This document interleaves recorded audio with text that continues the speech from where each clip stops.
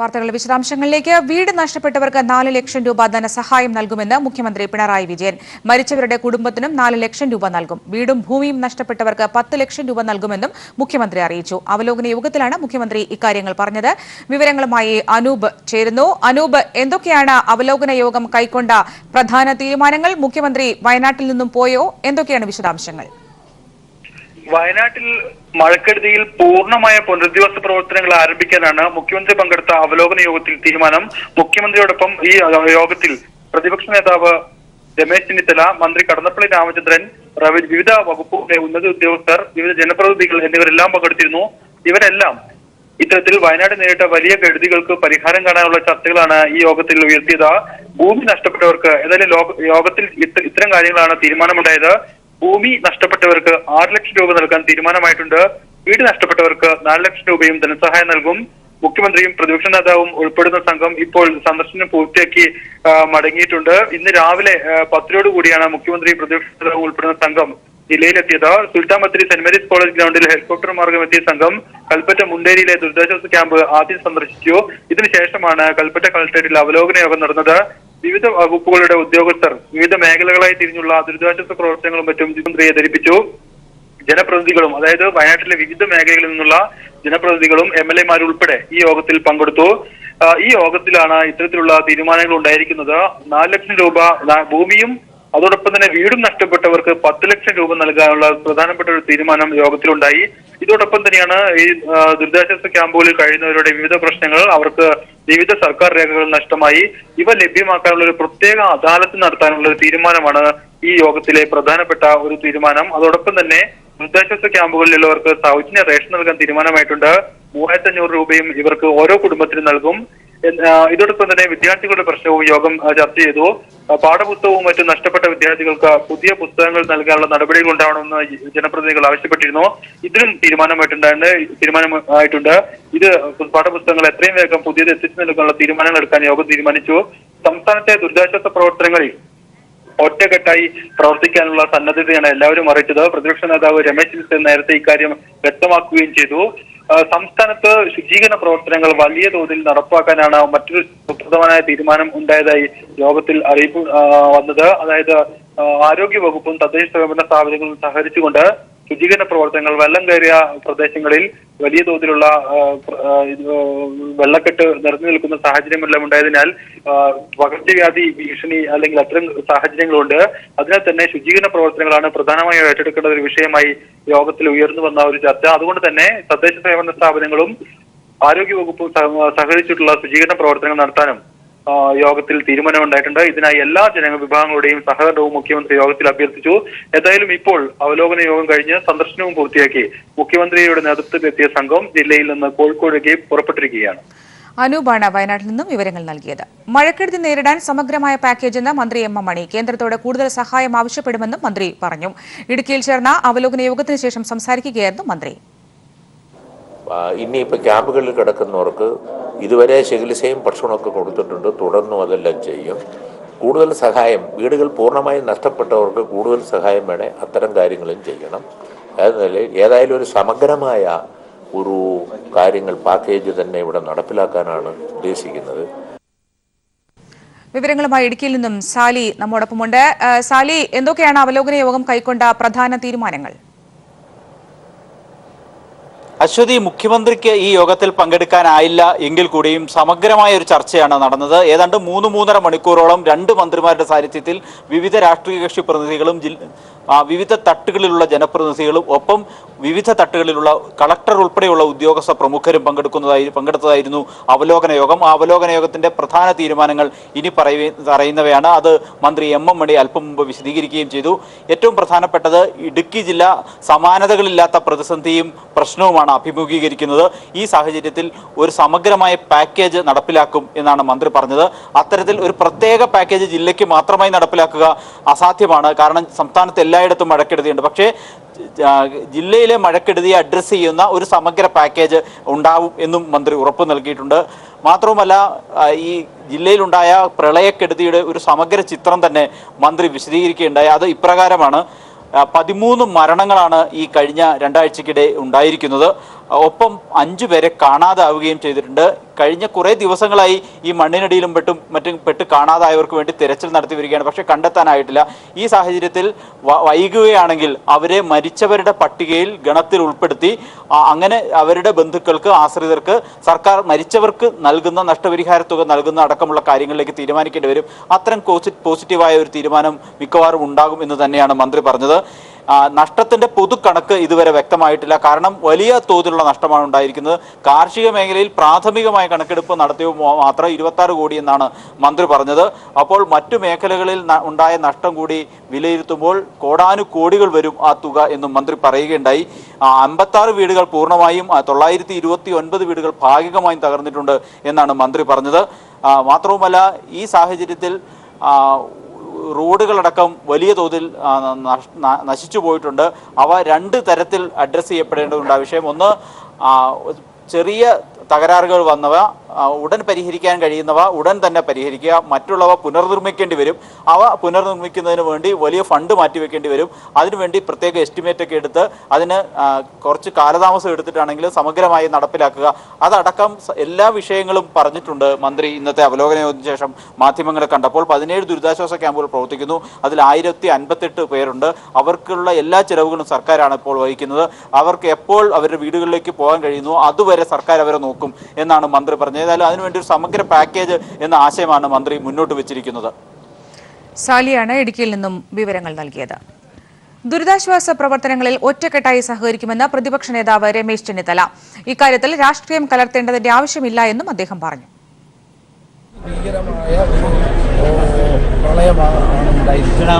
അതിനെ നേരിടാൻ വേണ്ടി എല്ലാ സജ്ജീകരണങ്ങളും ഒരുക്കുക എന്നുള്ളതാണ് പ്രധാനപ്പെട്ട പ്രശ്നം. വയനാട്ടിൽ ഞങ്ങളിപ്പോൾ ഇവിടെ വന്നപ്പോൾ കണ്ട മെഡിക്കൽ ടീമിൻ്റെ ആവശ്യമാണ്. അതിപ്പോൾ തന്നെ കളക്ടറോട് സംസാരിച്ച് എല്ലായിടത്തും മെഡിക്കൽ ടീമിനെ സ്വീകരിക്കും. അതുമായി ബന്ധപ്പെട്ട ആളുകൾക്ക് താമസിക്കാനുള്ള സൗകര്യം ഉൾപ്പെടെയുള്ള കാര്യങ്ങൾ ദുരിതാശ്വാസ പ്രവർത്തനത്തിൽ നമ്മളിപ്പോൾ രാഷ്ട്രീയം കാണേണ്ട കാര്യമില്ല. അത് വേറെ കാര്യങ്ങളാണ്. ഇപ്പോൾ ഒരുമിച്ച് വാർത്തകൾ തുടരുന്നു. വയനാട് ചുരത്തിൽ അപകടാവസ്ഥയിലായ കെട്ടിടം പൊളിച്ചു നീക്കാൻ തീരുമാനം. അപകടാവസ്ഥയിലായ എല്ലാ കെട്ടിടങ്ങളും പൊളിച്ചു നീക്കുമെന്ന് മന്ത്രി ടി.പി. രാമകൃഷ്ണൻ പറഞ്ഞു. സാങ്കേതിക പ്രശ്നങ്ങൾ നോക്കാതെ തന്നെ പ്രശ്നത്തിന് പരിഹാരമുണ്ടാക്കണം. അതിനുള്ള ഇടപെടൽ നടത്തുന്നതിന് ബന്ധപ്പെട്ട ഉദ്യോഗസ്ഥർക്കെല്ലാം നിർദ്ദേശം നൽകി കഴിഞ്ഞിട്ടുണ്ട്. പൊളിച്ചു നീക്കലാണ് പൊതുവെ സുരക്ഷിതമെങ്കിൽ അത് പൊളിച്ചു നീക്കാൻ ആവശ്യമായ നടപടി സ്വീകരിക്കും.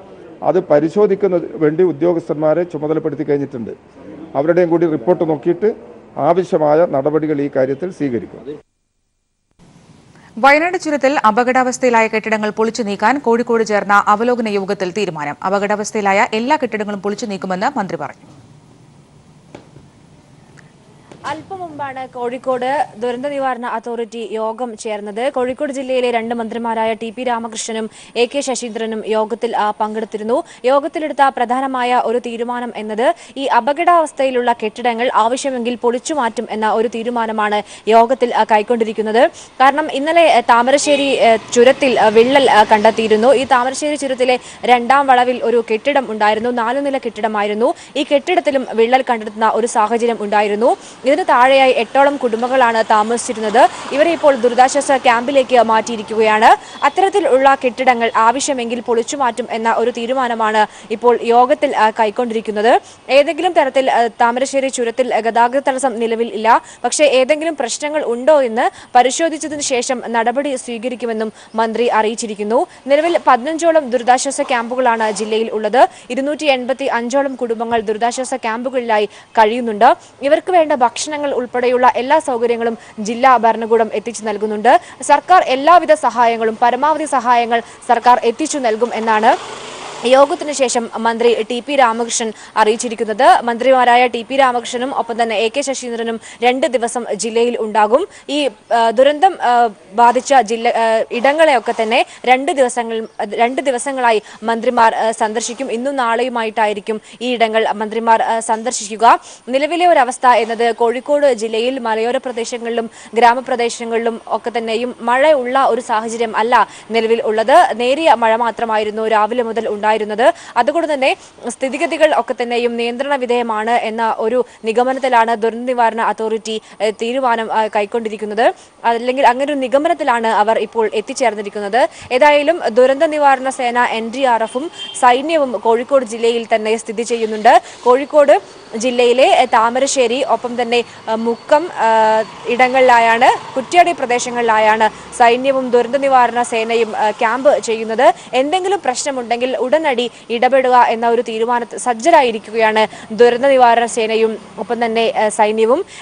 കഴിഞ്ഞ ദിവസം ഉരുൾപൊട്ടൽ ഉണ്ടായ കണ്ണപ്പൻകുണ്ട് മേഖല ഇപ്പോൾ പൂർവ്വസ്ഥിതിയിലാക്കാനുള്ള ഒരു ശ്രമത്തിൽ കൂടെയാണ്. കാരണം പുഴ വഴിമാറി ഒഴുകിയതൊക്കെ തന്നെ വലിയ തരത്തിലുള്ള നാശനഷ്ടങ്ങൾ ഉണ്ടാക്കിയിരുന്നു.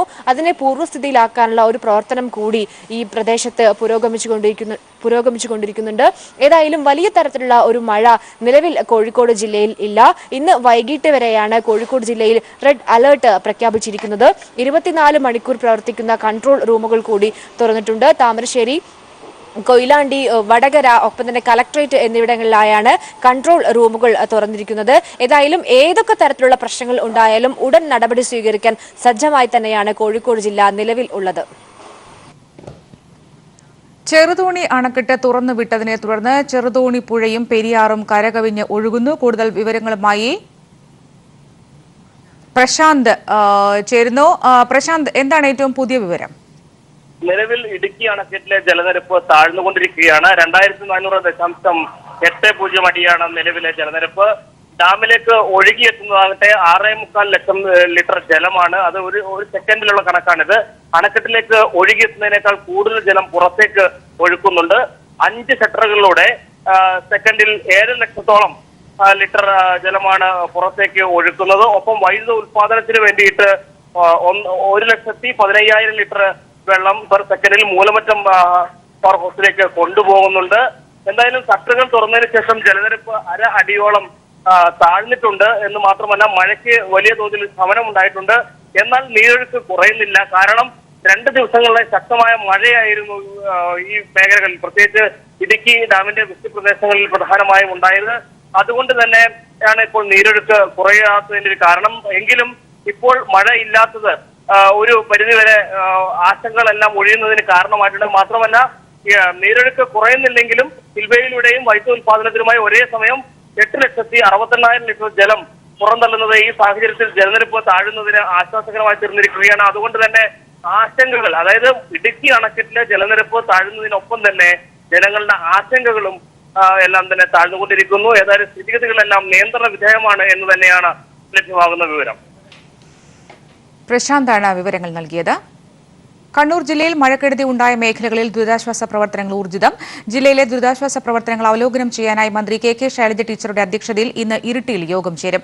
അതേസമയം കണ്ണൂർ ജില്ലയിൽ മഴയുടെ ശക്തി കുറഞ്ഞു. വിവരങ്ങളുമായി കണ്ണൂരിൽ നിന്നും M സന്തോഷ്.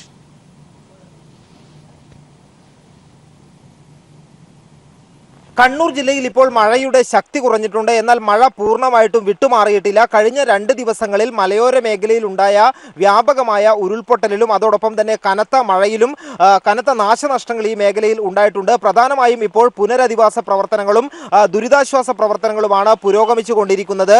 ജില്ലാ ഭരണകൂടത്തിന്റെയും അതോടൊപ്പം തന്നെ തദ്ദേശ ഭരണ സ്ഥാപനങ്ങളുടെയും നേതൃത്വത്തിൽ ഇത്തരത്തിലുള്ള പ്രവർത്തനങ്ങൾ വളരെ ഊർജിതമായി തന്നെ പുരോഗമിച്ചുകൊണ്ടിരിക്കുകയാണ്.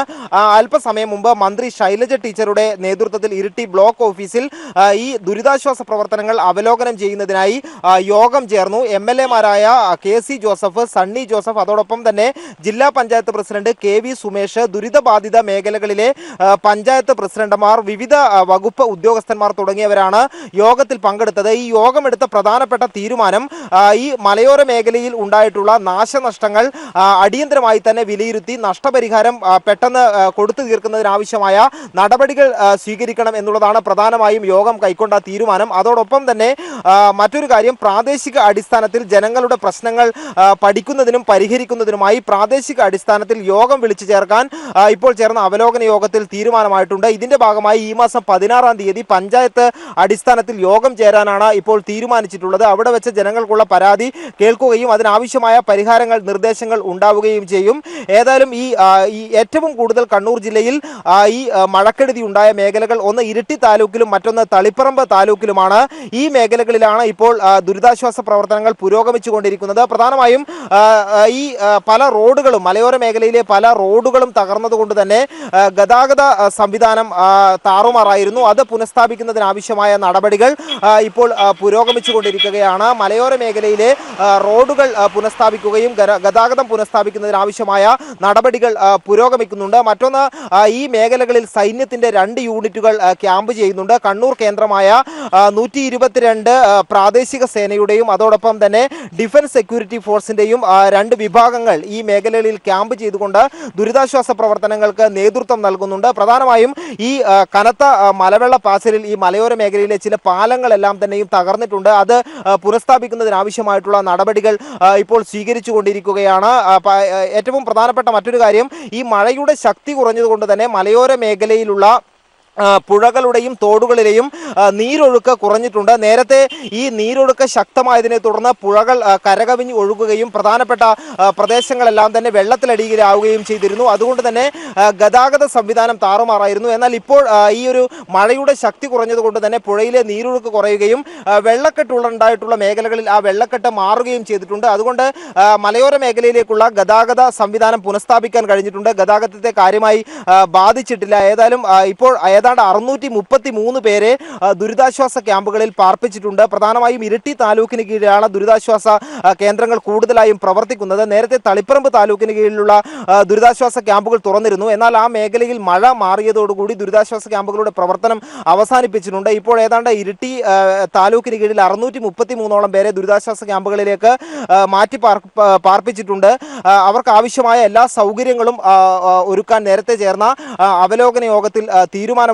ഏതായാലും ഈ മലയോര മേഖലയിൽ, കണ്ണൂർ ജില്ലയിലെ മലയോര മേഖലയിലുള്ള നാശനഷ്ടത്തിന്റെ കണക്കുകൾ തഹസിൽദാരുടെ നേതൃത്വത്തിൽ പരിശോധിച്ച് വരികയാണ്. 2 ദിവസത്തിനകം റിപ്പോർട്ട് സമർപ്പിക്കണമെന്ന് കലക്ടർ നിർദ്ദേശം നൽകുകയും ചെയ്തിട്ടുണ്ട്. വളരെ കാര്യക്ഷമമായി തന്നെ ഊർജിതമായി തന്നെ ഈ മഴക്കെടുതി ഉണ്ടായ മേഖലകളിൽ ഇപ്പോൾ ദുരിതാശ്വാസ പ്രവർത്തനങ്ങൾ പുരോഗമിച്ചുകൊണ്ടിരിക്കുകയാണ്. മന്ത്രി കെ ശൈലജ ടീച്ചറുടെ നേതൃത്വത്തിൽ അവലോകന യോഗം പൂർത്തിയായി. വിവരങ്ങളാണ് സന്തോഷ് നൽകിയത്. ഇടവേളയ്ക്ക് ശേഷം മറ്റു വാർത്തകൾ തുടരുന്നു. ഫയർഫോഴ്സ് വിജയകരമായാണ് രക്ഷാപ്രവർത്തനം നടത്തുന്നതെന്ന് DGP A. ഹേമചന്ദ്രൻ.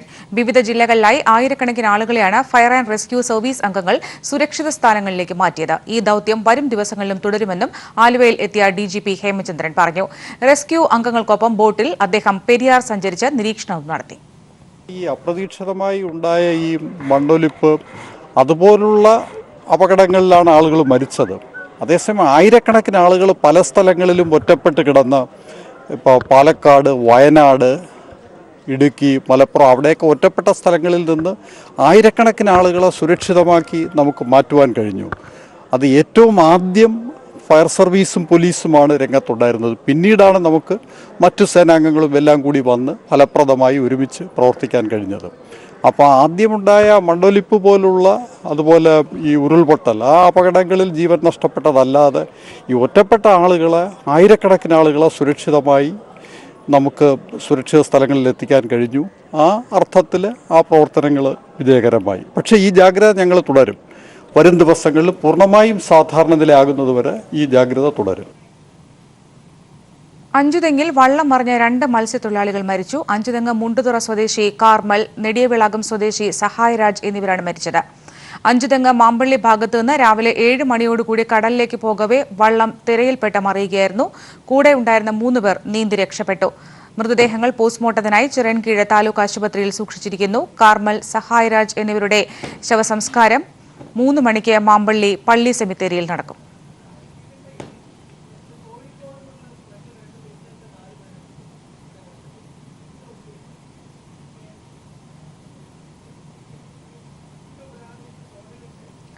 ആലുവയിൽ സ്ഥിതിഗതികൾ നിയന്ത്രണ വിധേയമെന്ന് എറണാകുളം ജില്ലാ കളക്ടർ. ജലനിരപ്പ് 1 അടി മാത്രമാണ് ഉയർന്നിരിക്കുന്നത്. ആശങ്കപ്പെടേണ്ട സാഹചര്യമില്ല. പുതിയ ക്യാമ്പുകൾ തുറക്കേണ്ടി വന്നിട്ടില്ല. എങ്കിലും ജാഗ്രതാ നിർദ്ദേശം തുടരുമെന്നും കളക്ടർ മുഹമ്മദ് സഫറുള്ള അറിയിച്ചു.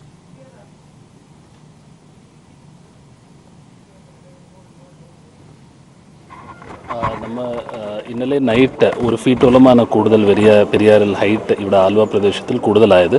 സിറ്റുവേഷൻ പെർഫെക്റ്റ്ലി അണ്ടർ കൺട്രോളാണ്. എല്ലാ ഫോഴ്സസും ഇവിടെ ഡിപ്ലോയ് ആയിട്ടുണ്ട്. In case anything is required. ഇപ്പോൾ വഴിൻ്റെ റിച്വൽസും ഇപ്പോൾ തീരാറാവുന്നു 12 മണിക്ക്. അപ്പോൾ വേറെ ഏത് സിറ്റുവേഷനും അൺഫോർച്ചുനേറ്റ് സിറ്റുവേഷൻ നടന്നിട്ടില്ല. So things are all under control. Periyar തീരത്തിൽ ജാഗ്രതാ നിർദ്ദേശമുണ്ട്. നേരത്തെ തന്നെ നമുക്ക് ഏതൊക്കെ റിസ്ക് കാറ്റഗറികളുണ്ടോ ആ ആൾക്കാർക്കൊക്കെ നമ്മൾ മാറ്റിപ്പാർപ്പിച്ചിരുന്നു ക്യാമ്പുകളിൽ. എല്ലാ ആൾക്കാരും നല്ല രീതിയിലാണ് സഹകരിച്ചത്. ഇപ്പോഴേക്ക് ഒരു വലിയ ഇഷ്യൂ നമ്മൾ പ്രതീക്ഷിക്കുന്നില്ല. എന്തായാലും പെരിയാർ തീരത്തിൽ നമ്മൾ ജാഗ്രതാ നിർദ്ദേശം നമ്മൾ കൊടുത്തിട്ടുണ്ട്. So situation is totally under control no. There is nothing. ഇല്ല, വന്നിട്ടില്ല. ഇന്നലെ നൈറ്റ് തൊട്ട് situation is perfectly under control. നമ്മുടെ പൊതുജനങ്ങൾ പേടിക്കേണ്ട ആവശ്യമില്ല, ആശങ്കേണ്ട ആവശ്യമില്ല. ഇന്നലെ നൈറ്റ് നമ്മൾ ഉദ്ദേശിച്ച അളവ് കൂടെ വർദ്ധിപ്പിച്ചിട്ടില്ല. 1 ഫീറ്റാണ് വർദ്ധിപ്പിച്ചത്. So there is absolutely no cause for any problem. അത് ഫേസ് ആയിരിക്കും. പിതൃമോക്ഷത്തിനായി 10,000 കർക്കിടക വാവ് ബലികർമ്മം അനുഷ്ഠിച്ചു. പ്രകൃതിക്ഷോഭത്തിന്റെ പശ്ചാത്തലത്തിൽ കടൽ തീരങ്ങളിലെ വാവ് ബലി കേന്ദ്രങ്ങളിലും ആലുവ ശിവരാത്രി മണപ്പുറത്തും നീളയുടെ തീരത്തും കനത്ത സുരക്ഷാ ക്രമീകരണങ്ങൾക്ക് നടുവിലാണ് ബലികർമ്മങ്ങൾ നടന്നത്. പ്രളയക്കെടുതിയുടെ പശ്ചാത്തലത്തിൽ കനത്ത സുരക്ഷാ സംവിധാനങ്ങൾക്ക് നടുവിലാണ് സംസ്ഥാനത്ത് കർക്കിടക വാവുബലി ചടങ്ങുകൾ നടന്നത്. തിരുവനന്തപുരം ദേവസ്വം ക്ഷേത്രങ്ങൾക്ക് പുറമെ ശംഖുമുഖത്തും ബലിയിടൽ കർമ്മത്തിന് അവസരമൊരുക്കി. കടൽ പ്രക്ഷുബ്ധമായതിനാൽ കടലിൽ ഇറങ്ങിയുള്ള ബലിതർപ്പണത്തിന് നിയന്ത്രണം ഏർപ്പെടുത്തിയിരുന്നു. തിരുവല്ലം പരശുരാമ ക്ഷേത്രത്തിലും അരുവിപ്പുറം മഹാദേവ ക്ഷേത്രത്തിലും വർക്കല പാപനാശം എന്നിവിടങ്ങളിലും 10,000 പിതൃമോക്ഷം തേടി ബലിയിട്ടത്. കൊല്ലത്ത് തിരുമുല്ലാവാരത്തും മുണ്ടക്കൽ പാപനാശത്തും വിശ്വാസികൾ ബലിതർപ്പണം നടത്തി. ആലുവയിൽ പെരിയാറിന്റെ ജലനിരപ്പ് ഉയർന്നുവെങ്കിലും ശിവരാത്രി മണപ്പുറത്ത് ബലിതർപ്പണ ചടങ്ങുകൾ പതിവ് പോലെ നടന്നു. ജലനിരപ്പ് ഉയരുന്നത് സംബന്ധിച്ച് ജില്ലാ ഭരണകൂടത്തിന്റെ മുന്നറിയിപ്പുള്ളതിനാൽ പതിവിലും തിരക്ക് കുറവാണ് അനുഭവപ്പെട്ടത്. പുഴയിൽ ബാരിക്കേഡ് വെച്ച ശേഷം ഇവിടെയാണ് ദർപ്പണത്തിന് അവസരം ഒരുക്കിയത്. നിലാതീരത്ത് തിരുനാവായി നവാമുകുന്ദ ക്ഷേത്രത്തിൽ 1000 ബലിതർപ്പണം നടത്തി. കാസർഗോഡ് തൃക്കണ്ണാട് കടപ്പുറത്തും വിശ്വാസ സമൂഹം പിതൃതർപ്പണം അർപ്പിച്ചു. സംസ്ഥാനത്ത് വിവിധ ജില്ലകളിലെ ക്ഷേത്രങ്ങളിലും പിതൃമോക്ഷത്തിനായി 10,000 ബലിതർപ്പണം നടത്തി. വിവിധ ബ്യൂറോകൾക്കൊപ്പം ന്യൂസ് ബ്യൂറോ, തിരുവനന്തപുരം. കാലവർഷക്കെടുതിയിൽ വീടും ഭൂമിയും നഷ്ടപ്പെട്ടവർക്ക് 10 ലക്ഷം രൂപ സർക്കാർ ധനസഹായം. വീട് നഷ്ടപ്പെട്ടവർക്ക് 4 ലക്ഷം രൂപ ധനസഹായം നൽകാനും തീരുമാനം. മരിച്ചവരുടെ കുടുംബത്തിന് 4 ലക്ഷം രൂപ നൽകും. അവലോകന യോഗത്തിലാണ് മുഖ്യമന്ത്രി ഇക്കാര്യം പറഞ്ഞത്. അനൂപ് നൽകും വിശദാംശങ്ങൾ. അനൂപ്, സമഗ്രമായി തന്നെ ദുരിതബാധിതരെ സഹായിക്കാനുള്ള ഇടപെടൽ സർക്കാരിന്റെ ഭാഗത്തു നിന്ന് ഉണ്ടാകുന്നു എന്ന് വേണ്ടേ കരുതാൻ? വിശദാംശങ്ങൾ. വയനാട്ടിൽ മഴക്കെടുതിയിൽ പൂർണ്ണമായ പുനരധിവാസ പ്രവർത്തനങ്ങൾ ആരംഭിക്കാൻ തന്നെയാണ് മുഖ്യമന്ത്രി പങ്കെടുത്ത അവലോകന യോഗത്തിൽ തീരുമാനമായിരിക്കുന്നത്. ജില്ലയിലെ വിവിധയിടങ്ങളിൽ ഇത്തരത്തിൽ ദുരിതം അനുഭവിക്കുന്ന ഒട്ടനവധി പേരുണ്ട്. ഏതാണ്ട് 10,000-ഓളം പേർ പ്രത്യക്ഷമായി തന്നെ ഇതിന്റെ ദുരിതങ്ങൾ അനുഭവിച്ചു വരികയാണ്.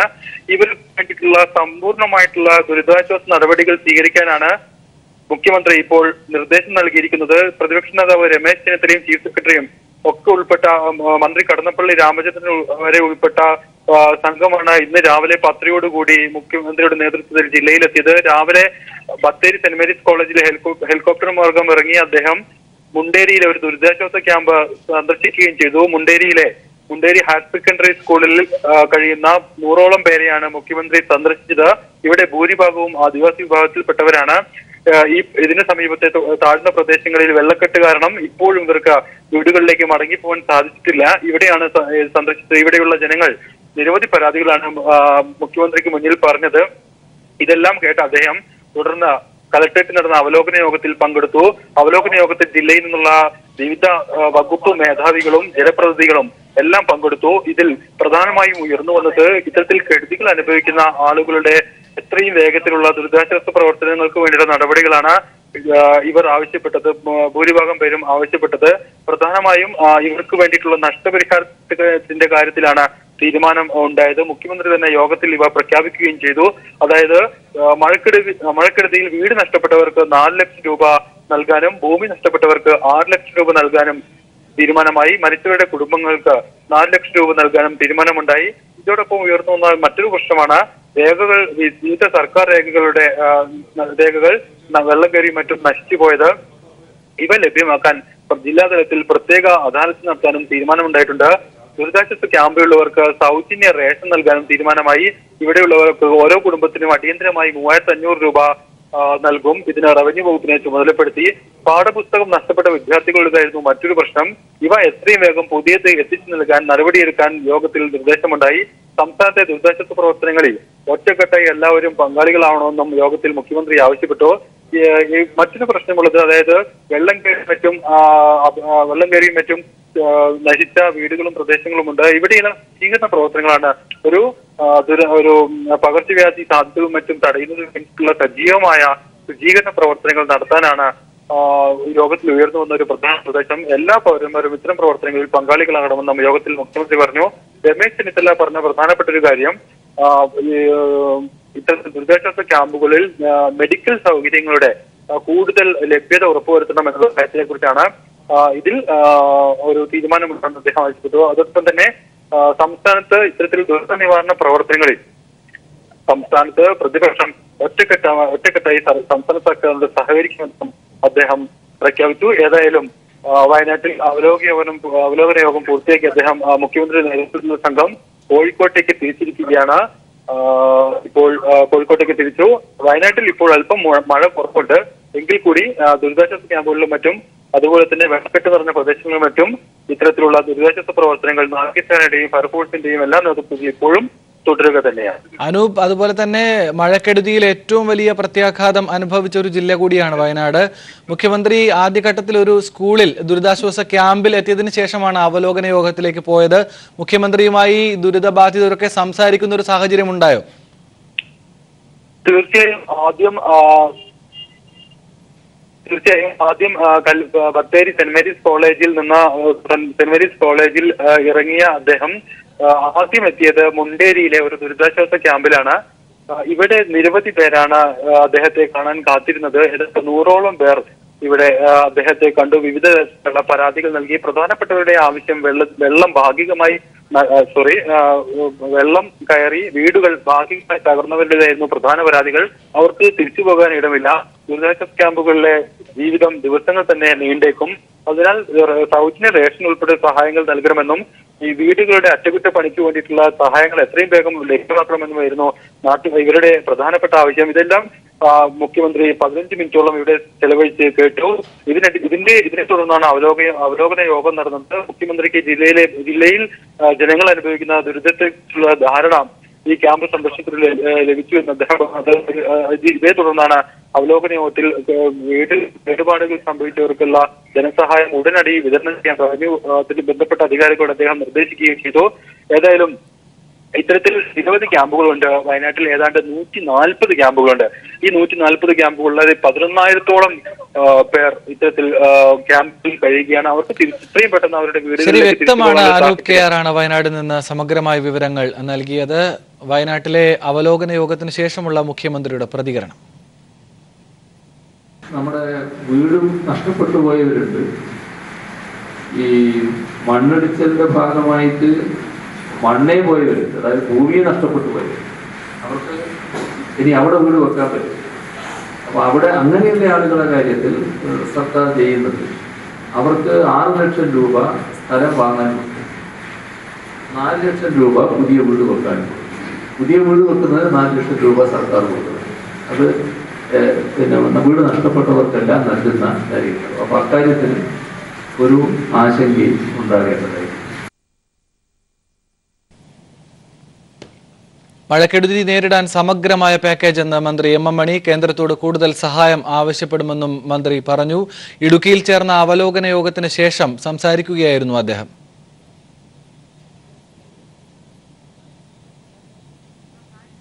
സാലി മുഹമ്മദ് ചേരുന്നുണ്ട് വിശദാംശങ്ങളുമായി. സാലി, കൃത്യമായി എല്ലാ മേഖലകളെയും സ്പർശിച്ച അവലോകന യോഗമായിരുന്നു എന്ന് തന്നെ മനസ്സിലാക്കാം.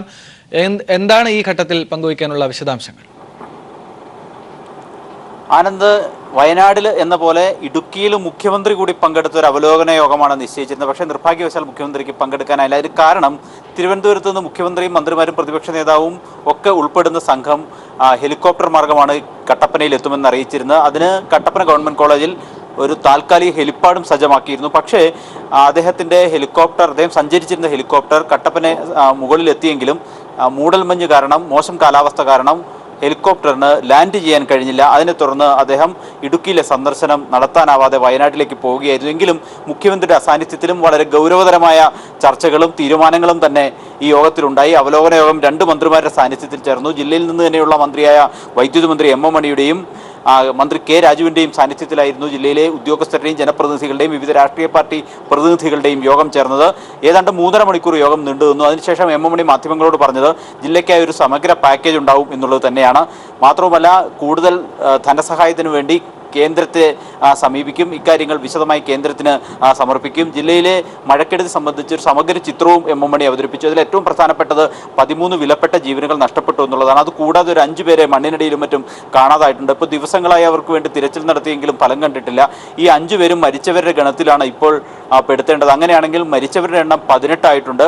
ഈ കാണാതായവരെ കൂടി മരിച്ചവരുടെ ഗണത്തിൽപ്പെടുത്തി അവർക്ക് കൂടി മരിച്ചവരുടെ ആശ്രിതർക്ക് നൽകുന്ന ധനസഹായം നൽകുന്നതിന് സർക്കാരിനോട് ആവശ്യപ്പെടുമെന്നാണ് എം എം മണി പറഞ്ഞ ഒരു പ്രധാനപ്പെട്ട കാര്യം. മാത്രവുമല്ല, വലിയ നഷ്ടമാണ് ജില്ലയ്ക്കുണ്ടായത്.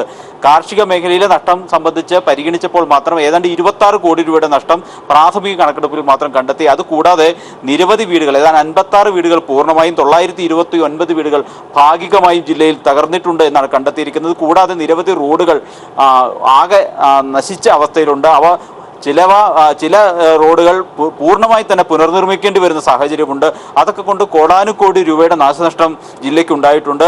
അത് അഡ്രസ്സ് ചെയ്യപ്പെടേണ്ടതുണ്ട് എന്നാണ് യോഗത്തിന്റെ വിലയിരുത്തൽ. അക്കാര്യം വൈദ്യുതി മന്ത്രി എം എം മണി മാധ്യമങ്ങളോട് പറയുകയും ചെയ്തു.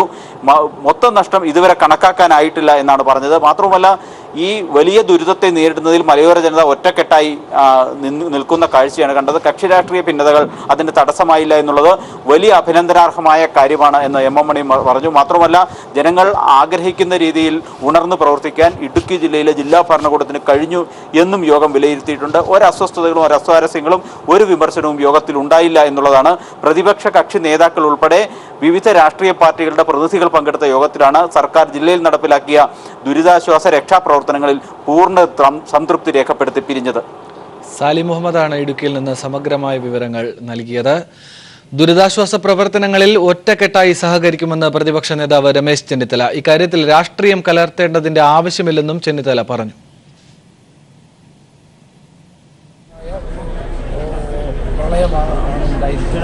അതിനെ നേരിടാൻ വേണ്ടി എല്ലാ സജ്ജീകരണങ്ങളും ഒരുക്കുക എന്നുള്ളതാണ് പ്രധാനപ്പെട്ട പ്രശ്നം. വയനാട്ടിൽ ഞങ്ങളിപ്പോൾ ഇവിടെ വന്നപ്പോൾ കണ്ട മെഡിക്കൽ ടീമിന്റെ ആവശ്യമാണ്. അതിപ്പോൾ തന്നെ കളക്ടറോട് സംസാരിച്ച് എല്ലാവർക്കും മെഡിക്കൽ ടീമിനെ നടപടി സ്വീകരിക്കും. അതുമായി ബന്ധപ്പെട്ട ആളുകൾക്ക് താമസിക്കാനുള്ള സൗകര്യം ഉൾപ്പെടെയുള്ള കാര്യങ്ങൾ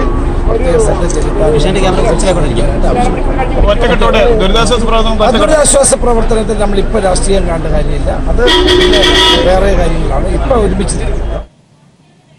വയനാട് ചുരത്തിൽ അപകടാവസ്ഥയിലായ കെട്ടിടങ്ങൾ പൊളിച്ചു നീക്കാൻ കോഴിക്കോട് ചേർന്ന അവലോകന യോഗത്തിൽ തീരുമാനം.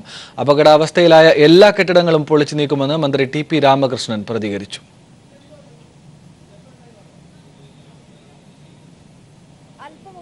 കോഴിക്കോട് ദുരന്ത നിവാരണ അതോറിറ്റി യോഗം ചേർന്നത്. കോഴിക്കോട് ജില്ലയിലെ 2 മന്ത്രിമാരായ ടി.പി. രാമകൃഷ്ണനും എ.കെ. ശശീന്ദ്രനും യോഗത്തിൽ പങ്കെടുത്തിരുന്നു.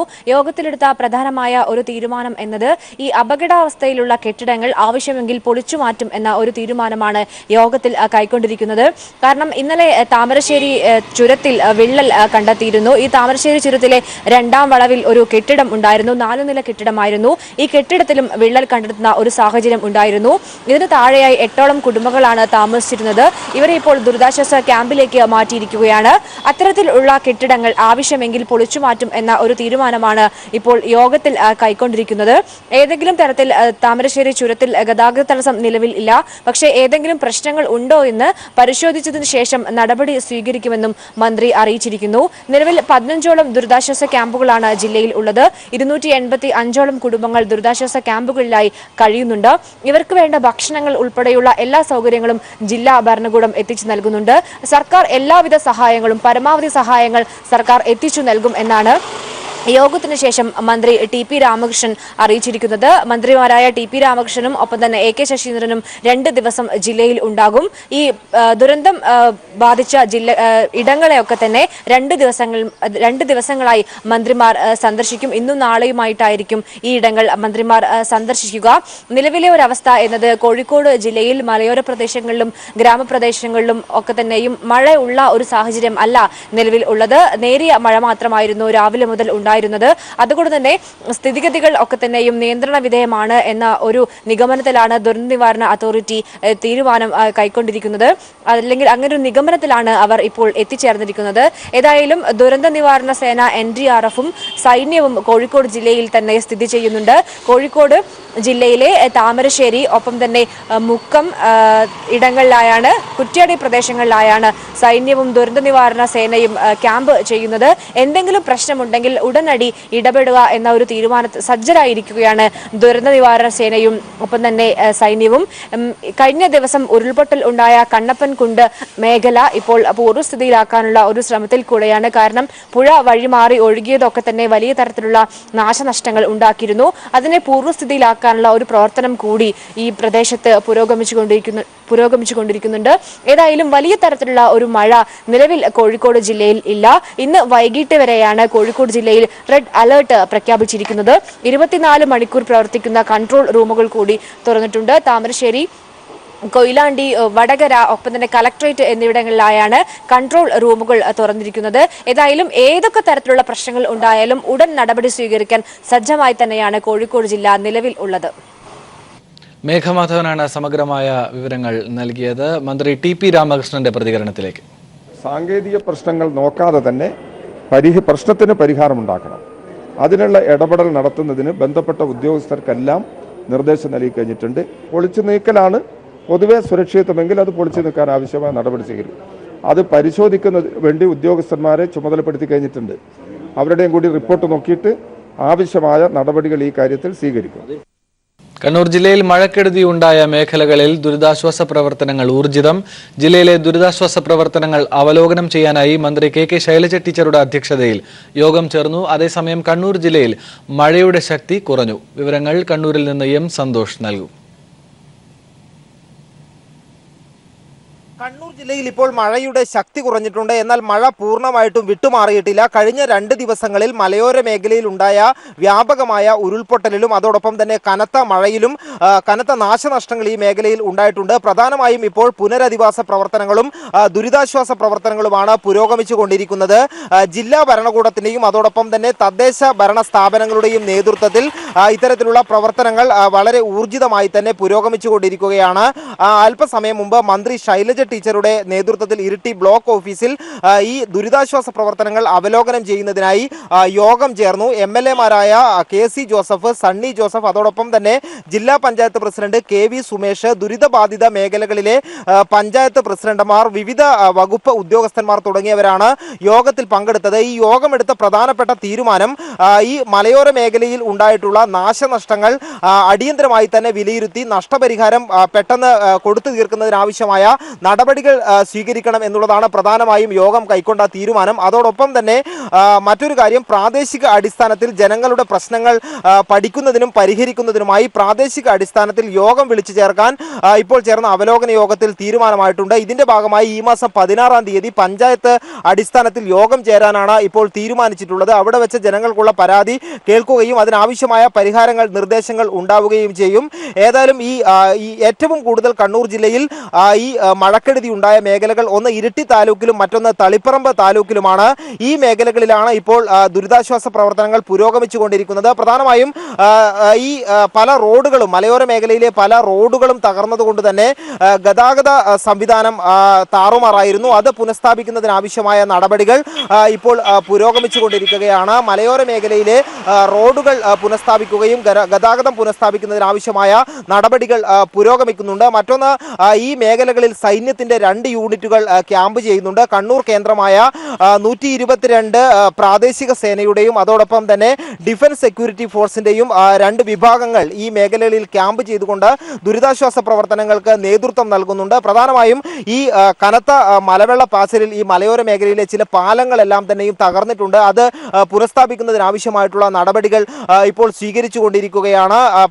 ഏറ്റവും പ്രധാനപ്പെട്ട മറ്റൊരു കാര്യം, ഈ മഴയുടെ ശക്തി കുറഞ്ഞതുകൊണ്ട് തന്നെ മലയോര മേഖലയിലുള്ള പുഴകളുടെയും തോടുകളിലെയും നീരൊഴുക്ക് കുറഞ്ഞിട്ടുണ്ട്. നേരത്തെ ഈ നീരൊഴുക്ക് ശക്തമായതിനെ തുടർന്ന് പുഴകൾ കരകവിഞ്ഞ് ഒഴുകുകയും പ്രധാനപ്പെട്ട പ്രദേശങ്ങളെല്ലാം തന്നെ വെള്ളത്തിലടിയിലാവുകയും ചെയ്തിരുന്നു. അതുകൊണ്ട് തന്നെ ഗതാഗത സംവിധാനം താറുമാറായിരുന്നു. എന്നാൽ ഇപ്പോൾ ഈ ഒരു മഴയുടെ ശക്തി കുറഞ്ഞതുകൊണ്ട് തന്നെ പുഴയിലെ നീരൊഴുക്ക് കുറയുകയും വെള്ളക്കെട്ടുണ്ടായിട്ടുള്ള മേഖലകളിൽ ആ വെള്ളക്കെട്ട് മാറുകയും ചെയ്തിട്ടുണ്ട്. അതുകൊണ്ട് മലയോര മേഖലയിലേക്കുള്ള ഗതാഗത സംവിധാനം പുനഃസ്ഥാപിക്കാൻ കഴിഞ്ഞിട്ടുണ്ട്. ഗതാഗതത്തെ കാര്യമായി ബാധിച്ചിട്ടില്ല. ഏതായാലും ഇപ്പോൾ ഏതാണ്ട് 633 പേരെ ദുരിതാശ്വാസ ക്യാമ്പുകളിൽ പാർപ്പിച്ചിട്ടുണ്ട്. പ്രധാനമായും ഇരിട്ടി താലൂക്കിന് കീഴിലാണ് ദുരിതാശ്വാസ കേന്ദ്രങ്ങൾ കൂടുതലായും പ്രവർത്തിക്കുന്നത്. നേരത്തെ തളിപ്പറമ്പ് താലൂക്കിന് കീഴിലുള്ള ദുരിതാശ്വാസ ക്യാമ്പുകൾ തുറന്നിരുന്നു. എന്നാൽ ആ മേഖലയിൽ മഴ മാറിയതോടുകൂടി ദുരിതാശ്വാസ ക്യാമ്പുകളുടെ പ്രവർത്തനം അവസാനിപ്പിച്ചിട്ടുണ്ട്. ഇപ്പോൾ ഏതാണ്ട് ഇരിട്ടി താലൂക്കിന് കീഴിൽ 633ഓളം പേരെ ദുരിതാശ്വാസ ക്യാമ്പുകളിലേക്ക് മാറ്റി പാർപ്പിച്ചിട്ടുണ്ട്.